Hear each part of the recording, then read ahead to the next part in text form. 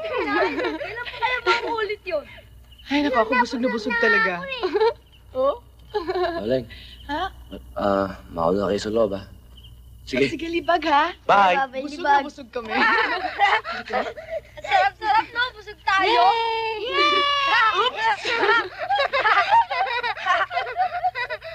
Pasensya ng mga bata, no, Karding? Nakita mo ba paano nila nilantakan yung mga pagkain kanina? Oo nga, eh. Sana mapakain ko sila lagi ng ganun. Kaso lang, rap mahitol. Wow! Aba, mahirap talaga magpakain ng di mo kaano-ano. Pero, mula nang alagaan mo mga batang yan, tinuring ka na nilang tunay na kapatid, ama at ina. Ako nga rin eh.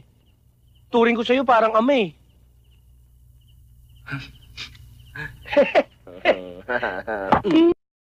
Kung ako magkakanak ka, ipapanalangin ko sa Diyos na huwag maging kamukha mo. Mukha kang matsing. Kuya! Kuya Karding, si Hika! Bilisan mo! Bakit?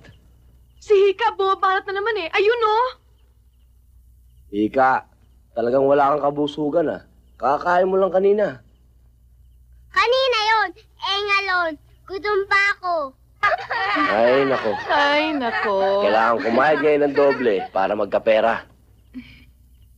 O, sige. Sasabayan ko ng aking kumain. Di pa rin ako kumakain, eh.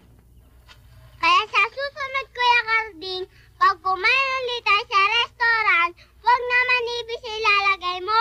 Daga naman. Oo nga Hoy, naman, Hika, huwag mo nang turuan ng mga kalokohan si Kuya Karding. Gagawin niya talaga yon. Lahat, gagawin ko sa inyo para mapangalagaan ko kayo. Karding, akin na lang yung... Kaya ako lang makakapin niyo.